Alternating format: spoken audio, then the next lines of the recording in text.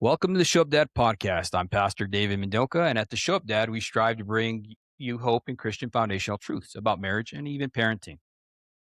But before we start, I want to thank our sponsors for their support. This episode is brought to you by Tallman Equipment, a trusted provider of high quality tools and equipment for the powerline industry. With Tallman Equipment, dads can confidently tackle any project, knowing they have the right tools. Visit tallmanequipment.com to explore their wide range of products. I also want to give a shout out to the Show Up Dad Foundation. This organization is dedicated to supporting fathers on their journey to becoming who God has called them to be. Through workshops, resources, and supportive community, the Show Up Dad Foundation empowers dads to be present and make a positive impact in their children's lives. Learn more about what we do at the showupdadfoundation.org. Well, today I want to welcome Dr. Michael Whitaker, who goes by Whit. He is a strategy executive on a mission to help modern parents bridge the gap between workplace expertise and parenting confidence. Whit empowers families to have the tough conversation that no one has prepared us for. Drawing on his book, Family Through Lines, he translates timeless values into practical guidance for today's chaos. He's joining us today from Colorado with his wife and two children, and he proves you don't have to be an expert for your children, right? All we have to do is just show up for our kids. Welcome to our show, brother. Thanks, David. Really happy to be here today. Excited to talk to you and your audience. Yeah, absolutely. Well, go ahead and just kind of give our audience a little bit about yourself. Tell us, how'd you get started in all this and this passion that you have to help families, if you don't mind. Sure. So I want your audience to know this isn't really my day job. My day job is leading AI transformation at a large consultancy. So I'm in the weeds of how technology is changing society, changing businesses, changing the jobs and the workforce that our kids are going to be going into. And really how I got into this work and that what we'll be talking about today was looking at that transition from the position of the workforce and the impact it was going to have on our kids and our lives and ourselves over the coming years. And so what I started to do was actually write a Substack for parents on navigating the AI transition and giving more parents an opportunity to shape the impact AI is going to have on our work, our kids, and ourselves. And really where that led was down this journey of how's it showing up in school? How are we preparing our kids for the future while also protecting their development? And what I found through that journey is that the challenge isn't just limited to AI. What we're facing as parents today is a world where so many of the most important conversations we need to have with our kids are about issues that did not exist when we were growing up. AI, social connection via your phone in your pocket, not via conversations and community, graphic content available at the swipe of a phone, even things like recovering from lockdown or entering a disrupted world where education and a clear path to the job market and a stable income and well-being are increasingly being disrupted. And parents are being asked to be experts in all of that and be able to guide their kids. And that's simply not possible. And so where I got into this work and where I ended up writing the book Family Through Lines is around how do you show up when you're not an expert? How do you guide your kids when you don't always have time to go read a book or listen to a podcast before you have to have a critical conversation with them? And how do you connect the timeless wisdom that you do have and the values of your family across all these disparate issues and bring them into the conversations in a way your kids can recognize and carry forward with them as a compass to navigate when they're not by your side? And it's such a valuable thing that you're doing right now because you're absolutely right. These are some of the issues that we didn't have back in the day, right? And without any kind of wisdom or vision, we suffer.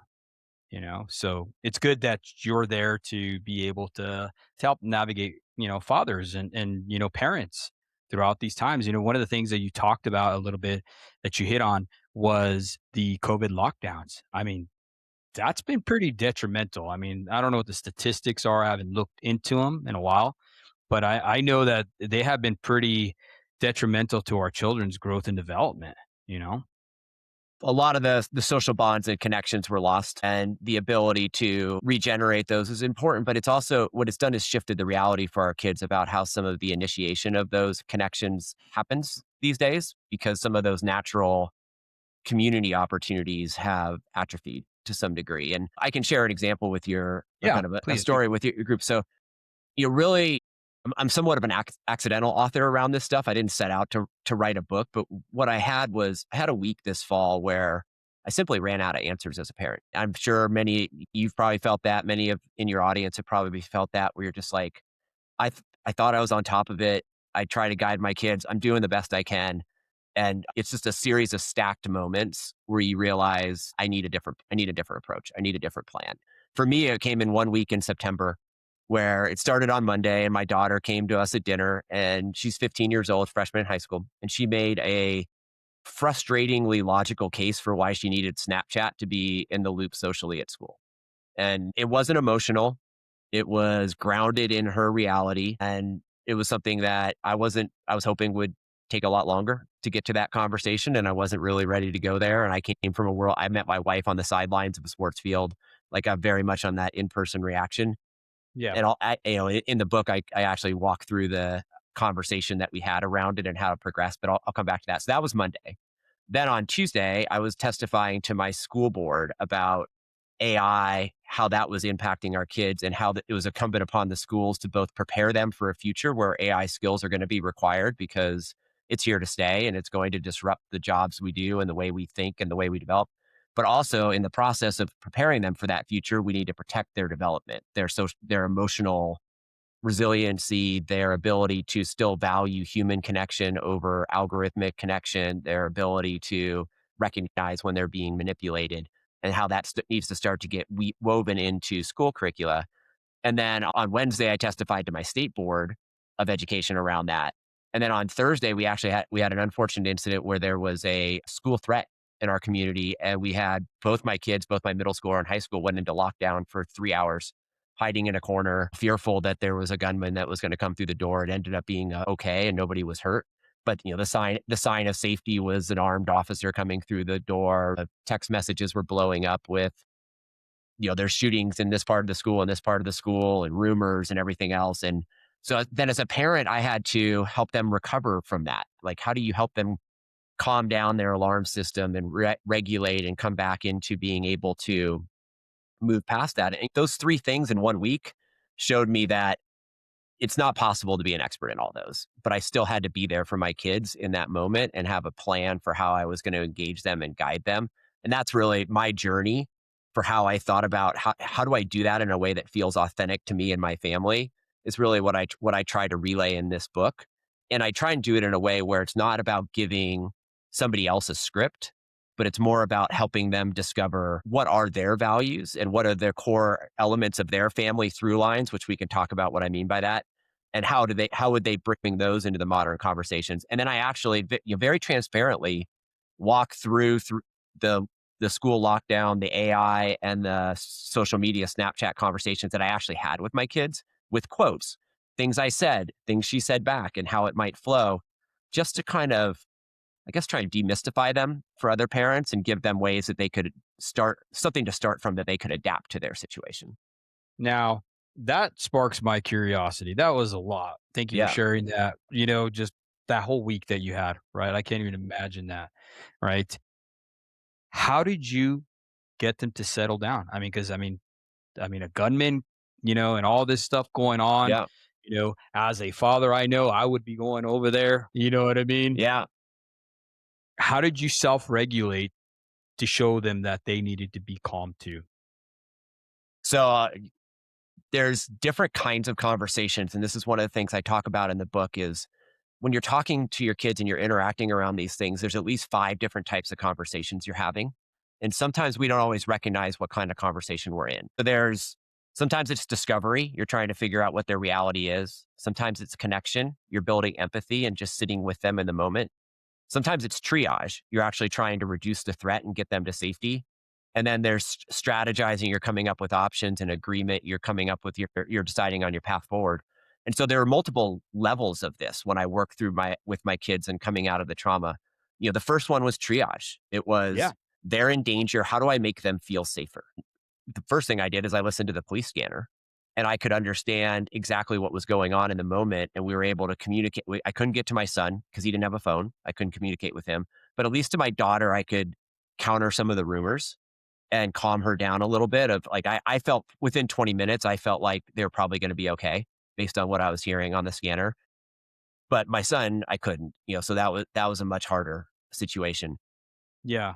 when they got home, it was a pure connection conversation. It wasn't, the dad instinct is to solve it. I'm going to make you feel better now. I'm going to point the path forward. I'm going to help you get over this.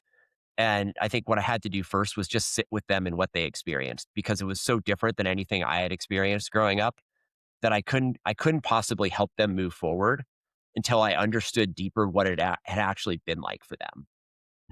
And I kept, what one of the things, and I talk about a little bit of the book Family Through Lines, is your proven plays for how do you have when you have a hard conversation in your family, what do you do that makes it go better?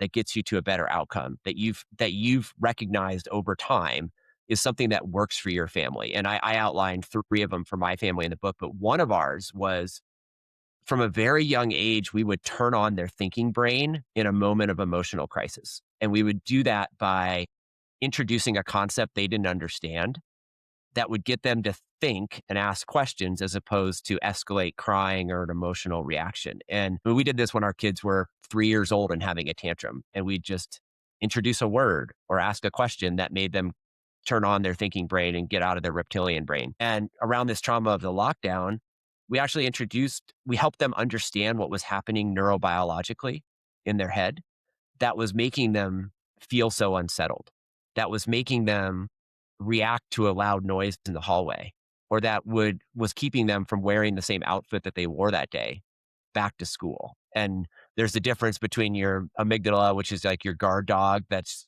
barking and tells you when you're in danger, and your prefrontal cortex that helps to actually assess whether you are in danger or whether the danger has ended.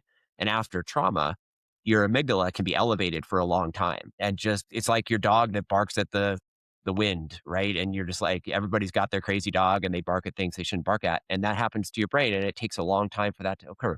So we actually took the time to talk about that and introduce it with the kids, because another one of the through lines, and we could talk about those more later, is timeless lessons. Like, what do you try to come back to repeatedly with your kids during difficult conversations?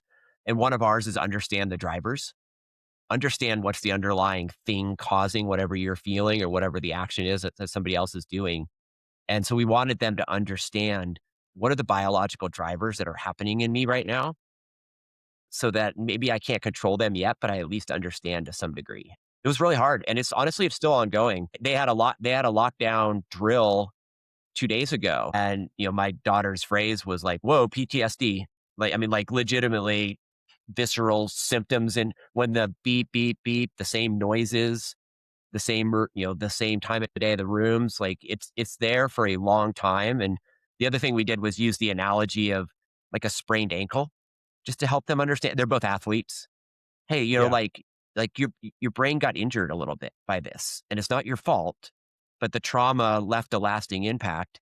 And just like if you hurt your ankle on a sports field, you may want to go back and play the next day, but your ankle is going to tell you it's not quite ready. And there's ways to like strengthen it over time and come back, and it will come back, but it doesn't come back just because you say I'm ready to come back. And there's a process.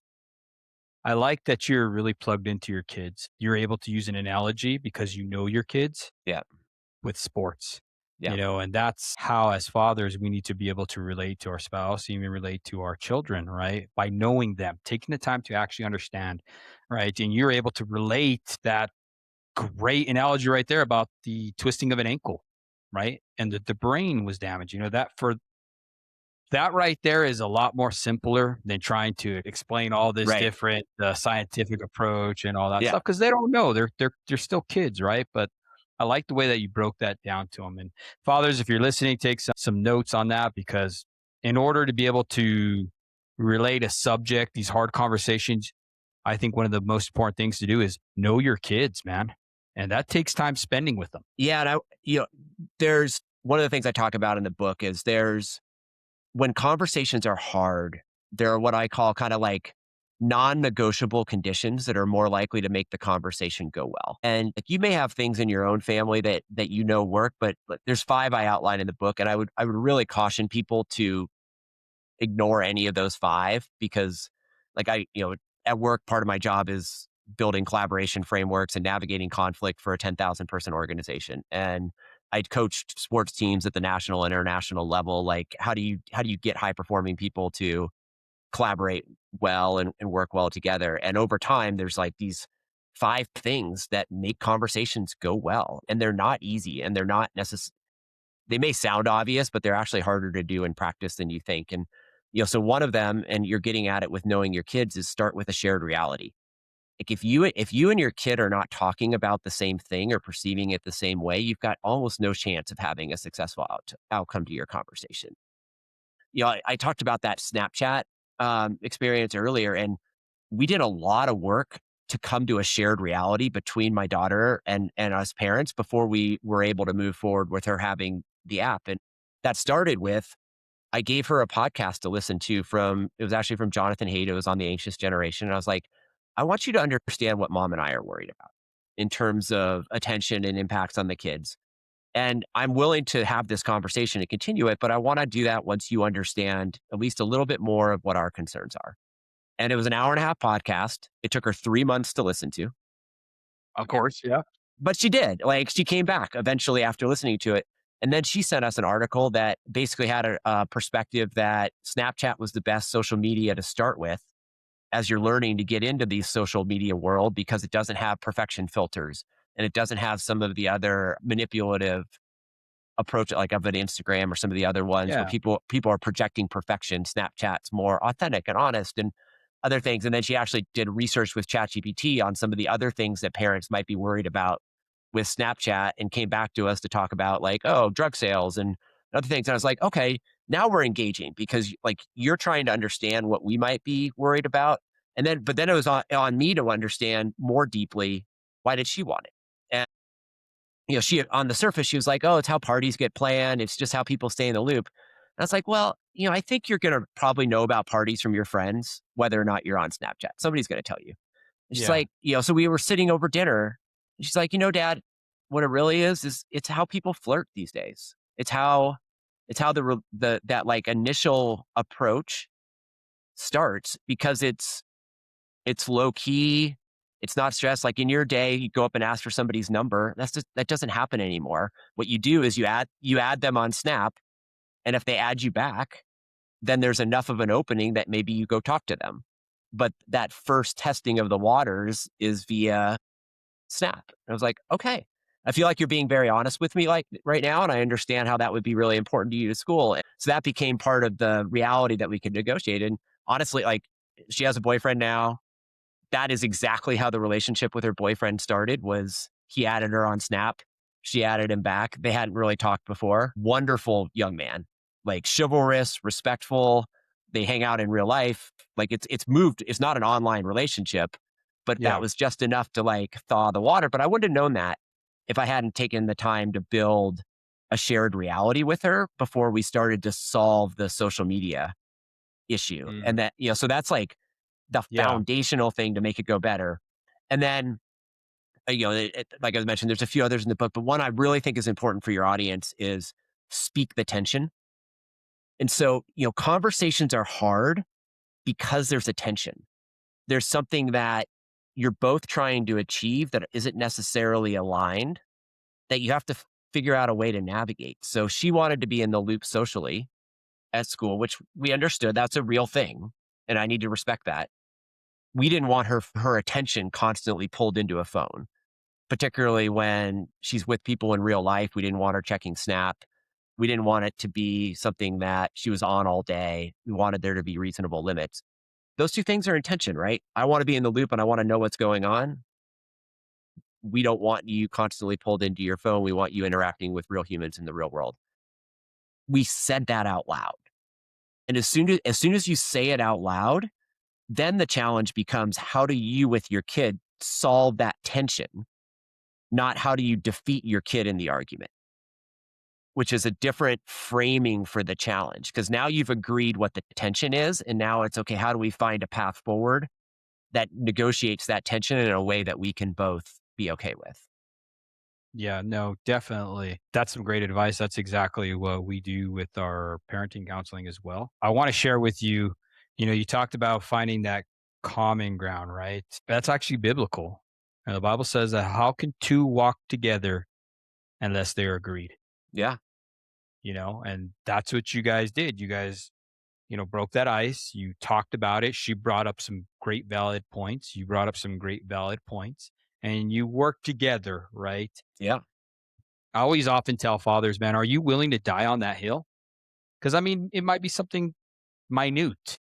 And, I know a lot of times in Christendom, fathers like, well, that's not biblical. It's not Yeah. this, and you can turn anything into religion, right? But if it's not hurting the child, and it's also teaching them, if you really think about it, you're it's a teaching moment. It's a training moment, right? When we talk about discipline, discipline actually means training, and that's what we're supposed to do. We're supposed to raise up and train up our children in the admonition of the Lord, right? And we got to understand going into this that, man, our kids are not complete. It's our job to help them, so we give them, my father used to say it all the time, I'm going to give you enough rope to hang yourself, Yeah. basically, is what he said, right? And it's true. He would give me enough until I got in trouble. Then he'd be like, okay, now here comes the discipline now. Now you're either going to yield to it or not, you know? So it's good. One of the really important things I think for fathers in particular to understand is that if you leading with curiosity or leading with empathy does not give up your ability to have authority or discipline. Like you're not bringing curiosity instead of authority or instead of a discipline. You're bringing it first. You're leading with that so that you understand the reality of your child and you're solving the problem that is actually there as opposed to the problem that you think is there, which are often not the same thing, right? And I think one of the challenges that I think particularly fathers that are successful at work that have become leaders is part of your respect and your identity is I'm an expert. I have people following me. I have a team. I've been in my field for a long time. I feel highly capable. And so many of the issues that our kids are dealing with, we are not experts in. We just are not. And so there's two natural tendencies in that case for somebody that's used to being an expert. One is you avoid the conversation and you just don't engage because you don't know what to say and you don't know how to lead without being an expert, even though you can. And we can talk a little bit more about how to lead without being an expert. But you disengage, which then leaves the kids to figure it out themselves, either being led by their peers or by the tech companies or by whatever other influences are out there on Yep. them. The other is you shut down debate and you come in very quickly with a I'm the authority, it's my way, it's this discipline, I'm shutting it down, which very rarely solves it for the long term. That can in some cases it's okay if you're in a triage conversation and you're trying to get them to safety, but it's not usually going to get you to a sustainable long-term solution. But it's safer for the dad because you don't have to explore the debate. You don't have to figure out what you don't know. You don't have to sit with that uncertainty. And one of the conversation non-negotiables we talk about in the book is make space for silence, which the natural tendency of most parents is I'm going to fill silence with words. I'm going to tell them what to do. I'm not going to give time for things to think. I'm not going to let this conversation go over several conversations. I'm going to try and bring it to resolution now. Like I said with my daughter in Snapchat, that conversation took 3 or 4 months. It ultimately resulted in us coming up with an agreement of how she was going to use it. And we're using the analogy we use there. We love analogies. It's like she's in getting her learner's permit to drive right now. Right? We wouldn't expect her to go drive on a road without a year of close supervision, tighter rules, kind of a safe way to onboard, like focused progression of how you're going to be ready for this. We can use Snap as that for social media with some close guidance and agreement, regular conversations about the usage. How's it making her feel? And we'll use that for a year and we'll see if you're ready for anything else. But why would we expect you to go from nothing to unfettered use without some level of like a graduated learning approach? And we figured out what that was. Yeah. And that's the training. That's what we're Yeah. called to do as parents. I often utilize it because my youngest son, he is into lifting weights and working out and stuff like that. And, he gets down on himself when he makes mistakes. And I tell him, I was like, son, I was like, you're going to make mistakes. It's okay. That's measurable. Yeah. That means where you need to work on. It's Yeah. like, how do I take 350 pounds and throw it on your chest? Say, go ahead Right. and do it. Yeah. Yeah, crawl, walk, run. We use that in the military. I use that even with training apprentices and stuff like that now. Crawl, walk, run. You know what I mean? And it's measurable. It is measurable. When they fail in that area, that's a clear indicator for us as fathers that they need more training in that area, and it's a beautiful thing. And there's kind of two other things when I talk about the family through line. So I mentioned the proven plays, which I think are really important for fathers to think about, which before you get into a hard conversation or an elevated situation, what does work well in your family? When you think you've just nailed a conversation, or when you feel like your relationship with your kid is stronger coming out of a difficult conversation than it was going in, what were the characteristics of that? So for us, it was always we would change the physical location, and we would go sit down and convey to the kid that essentially they had our attention for as long as needed to get through it, but they could only say what they could say without crying. We didn't want to go through a conversation in a way that the emotions were escalating as the conversation continued. We wanted to bring that down to a baseline. And so they would start to talk. And if they started to cry, we'd say, like, nope, only what you could say without crying. And then they had to like think and turn on the brain. And we still use that today. We physically change the location. We don't push through a hard conversation when tensions seem high and emotions are elevated. We try to find that time and space to do it in a way that we know works for our family. So that's one of them I encourage your listeners to think about. Another one, which very few parents I think do in advance, is like, what are your core principles as a parent for how you want to solve things with your kid? So not your core like family values, but how you want to show up as parents solving the hardest things with your kids. And I'll give you an example. One of ours is we want our kids to do the right thing when no one's watching.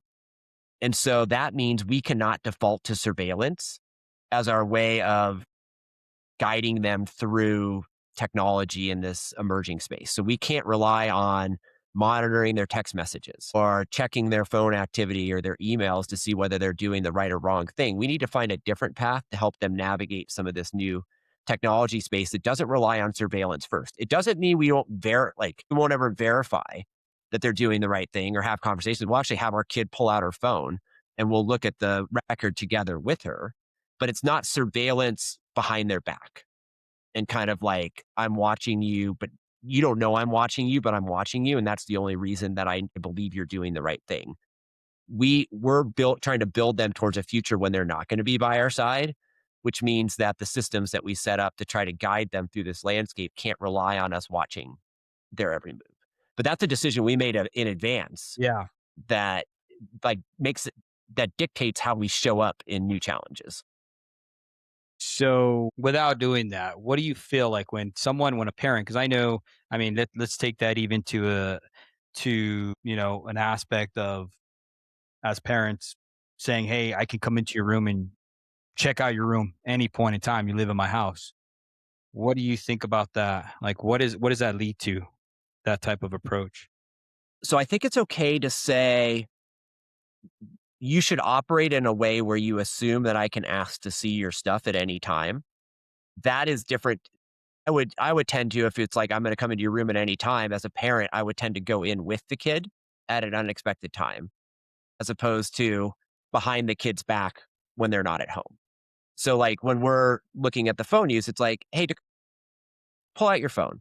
Let's take a look at how this week's gone. When were you on your phone? How many times did you pick it up? Were you on it during the school day? We talked about not being on the school day. And that'll lead to a conversation with her. But that comes across very differently than, we went and looked at her phone and unlocked the passcode when she wasn't around, or we have a text monitoring app and we're reading all the communications between her and her boyfriend behind her back to see if she's doing like that sets up a very different dynamic in a family than we want you to do the right thing when no one's watching. Assume at any point that somebody like essentially could be watching because that's the society we live in.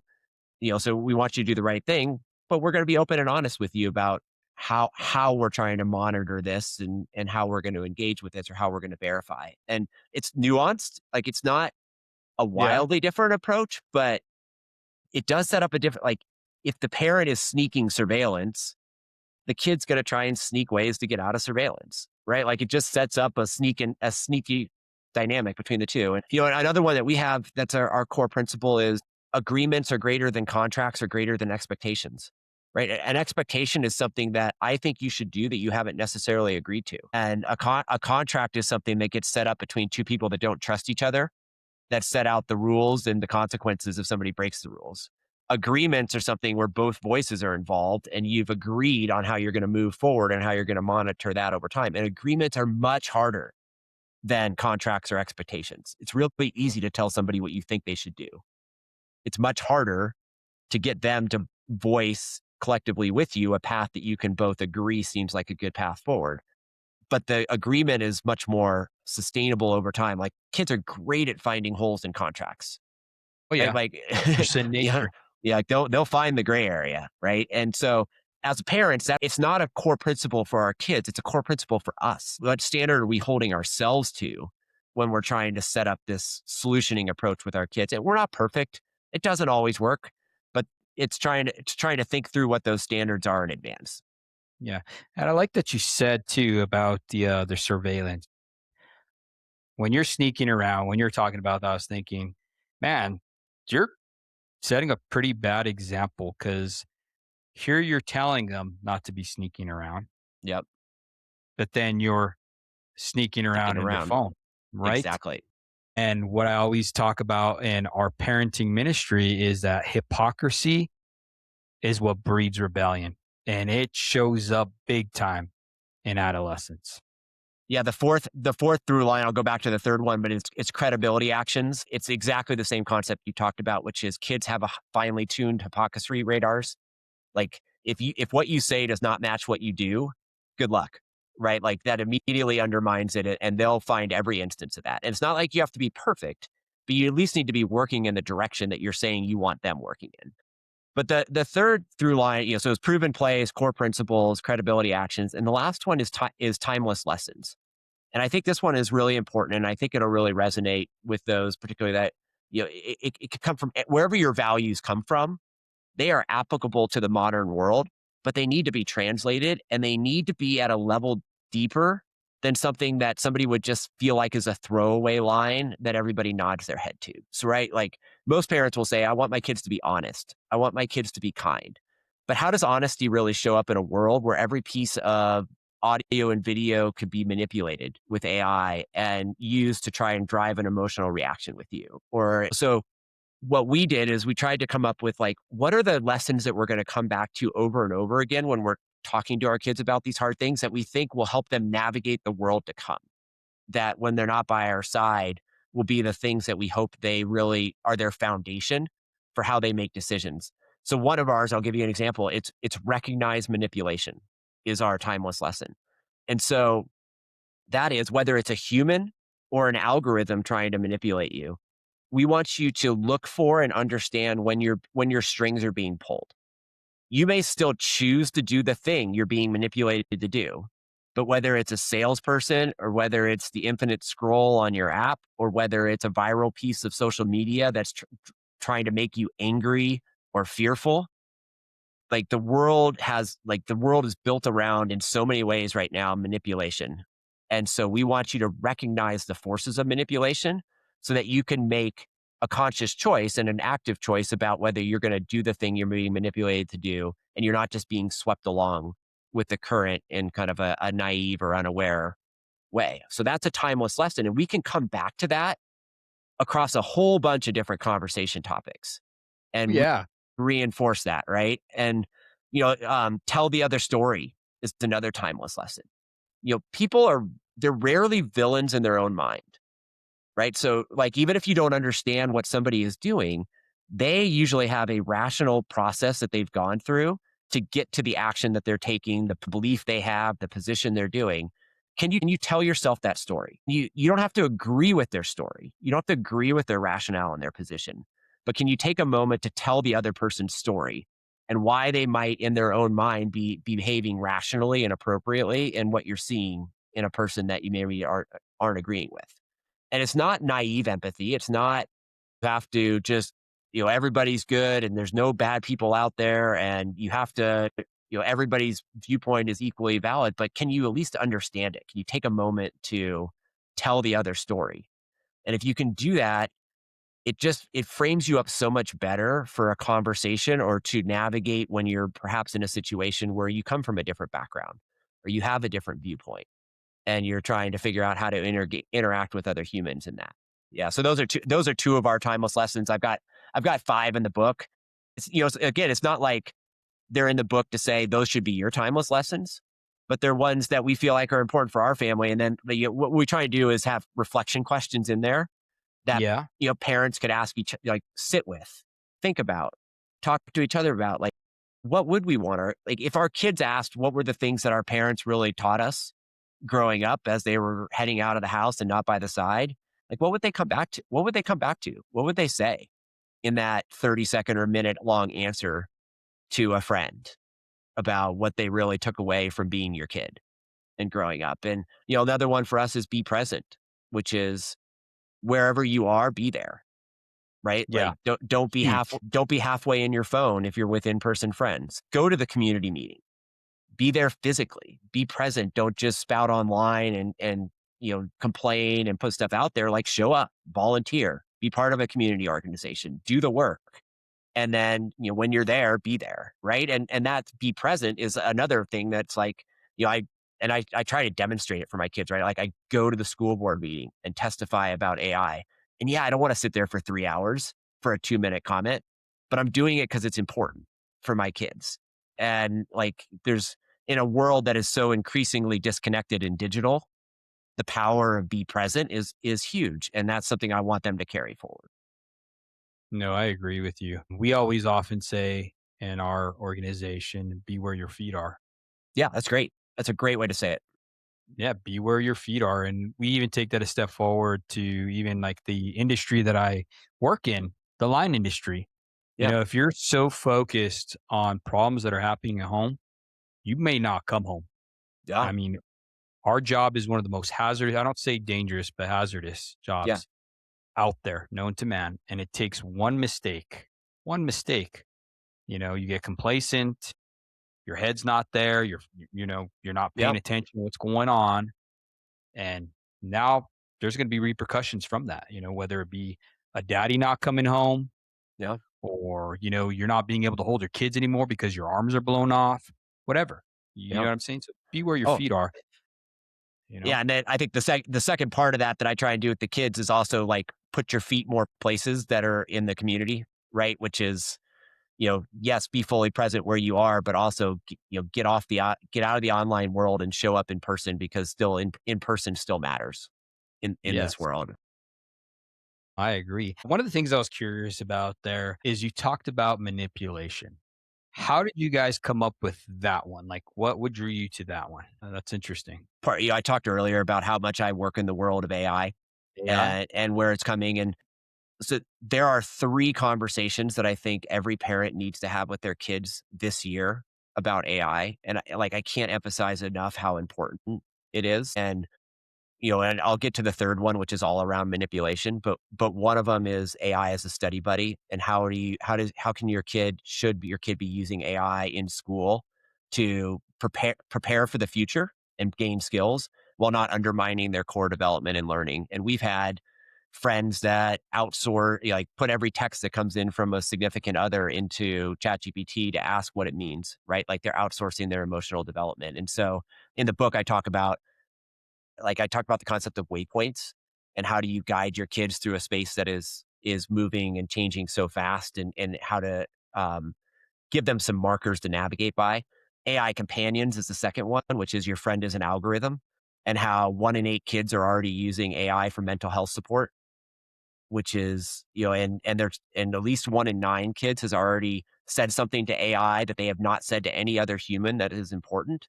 And they prefer talking to AI over their human friends because it's frictionless, because there's no pushback, because they're always ready. So, like, and I don't know, is the number 1 in 5? Is it 1 in 15? I don't know. In particular community, it's not zero. It's much bigger than zero. And it's only increasing. And I'm not anti AI. Like, I use it every day, but there are real risks to how your kids adopt it that parents need to guide their children through. And then the third one, and this is where we get into the manipulation and where I really started to focus on it, is seeing is no longer believing. So when we grew up If you heard something that was recorded on audio or you saw something on video, it was real.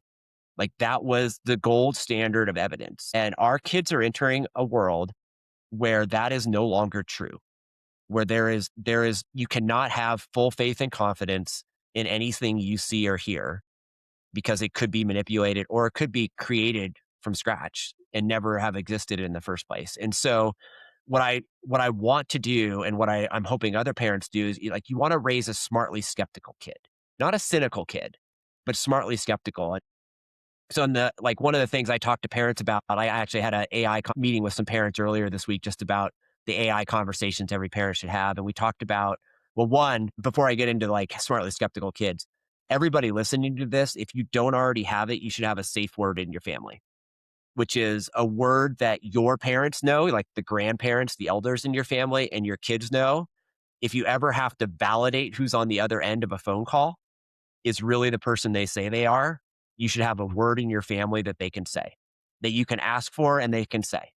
And we have it because the ability to clone somebody's voice and to create a situation where a parent might feel like their kid is in danger and they need to send money, or a grandparent may feel like their grandkid needs some money, is those scams are rampant. And so your family needs a way to validate authenticity. So that's one. But then for the kids, and I don't expect the kids to memorize these particular words or what they mean, but what I call it the Paws Protocol, which is P is for provenance. Where did the piece of audio or video come from? What was the source? A is agenda. What's it trying to make me feel or do? U is unusual. Is there anything that strikes me as a little weird in the shadows, the forms, the audio, anything that might trigger my sixth sense that it's manipulated? S is search. Go reverse search something that you're unsure about to see if somebody's already talking about it or it's been debunked. And then E is emotions. If it triggers a really strong emotion in you, it's more like pause an extra moment. And I'm not trying to get them to like never forward something on or never believe anything, but I want them to take that moment to pause and understand, like, do I think this is credible? Do I think it's believable? What is it trying to make me do or feel? And I just feel like that is so important in a world where manipulation and particularly digital manipulation is pervasive, and they need some defenses to navigate that. And so it's one that we come back to over and over again.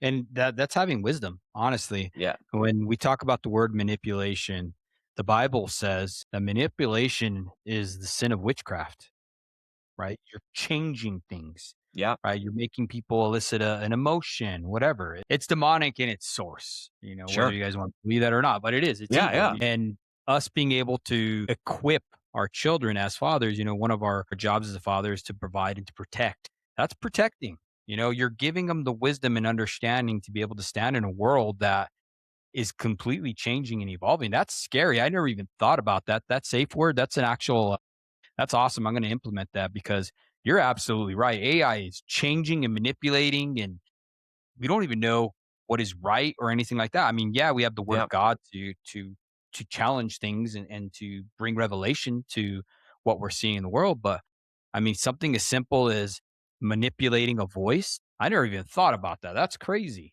It's real. It's real. and it's And real. I Yeah, hope everybody it's listening to scary. this, like if you take nothing else from this show, I hope all of your listeners go create a safe word that your grandparents and your kids know. And honestly, it can double for your kids if they're in a social situation where they don't like the way it's going and they want out. They can pepper the safe word into a text to you that doesn't say the text doesn't say "get me out of here," but by putting that in the communication, it means "get me out of here." And it's just this like a code within a family that others wouldn't know that gives you so much flexibility. And something you said there resonated with me, right? The like that fathers want to protect their kids, and the instinct is you want to draw them a map for the landscape that they're going through, right? Like you want to tell them what's safe, what's not, what's your path forward. Navigational maps like dragons lie here, right? Like, over the horizon, where are the dangerous areas? Where should you not go? I think one of the challenges for parents today is that it is almost impossible to draw a map for your kids because the landscape is changing so fast. And so what I recommend, and when I'm talking to the kids or the parents, and particularly around the AI space, Don't draw a map, give them waypoints. And so, when I think of waypoints, they're your navigational markers. They're the things that you come back to over and over again to try to make the best decision possible in the situation you're facing. So and I talk like in the book, I go through the whole AI conversation in chapter 10, but like waypoints is for AI. Like I have mine that I use at work that I also try to relay for my kids. And one of them is own the start, own the finish. Right. And this is what I mean by waypoint, right? Like the technology is going to change. It's continuing to advance, but you need to set the direction, think enough about what you're trying to accomplish, set that direction, and you have to be the ultimate owner of the output. You have to know it well enough that you could explain it to somebody else. You have to check the quality. You have to be proud of it, and you can't just abdicate your responsibility to the AI because you've used the AI. Now, if you want to use AI as a middle to middle technology between you setting the direction and you owning the output, I'm very flexible in how you do that, and that's going to evolve. But then the second one is keep doing hard things. Learning and development is in the struggle. And so if you're starting to use AI to avoid struggle, then that's a warning sign, right? If AI just simply changes where your struggle is and you're shifting your work and your energy to a different part of the work because AI takes something that was previously hard and makes it easy and now you can spend your time somewhere else, I'm less concerned about that. If you're using AI because I just don't want to think and I just want the easy path, then that's more concerning. And and there's a couple others, and keep preserve human only spaces is another one, which is in a world of constant noise, distraction, algorithms, manipulation, preserve some time for only you and your mind and your brain. So like I was on a bike ride today and I turned off my music for 20 minutes.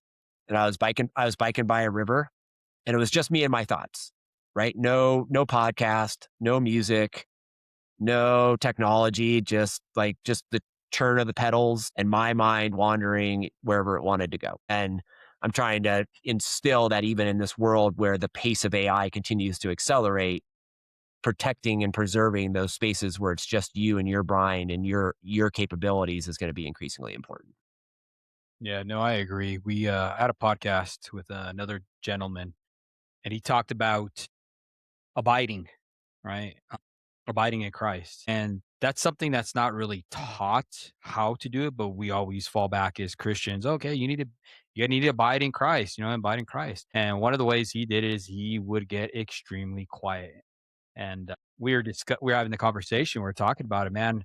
It's hard to get quiet now, especially with all this Yep. social media, Yep. the blinking lights, the fast, everything like that. But once you unplug from that and you fast from it, literally, you know what I mean? It takes Yeah. fasting. I mean, you start seeing even as a father taking a device away from a kid.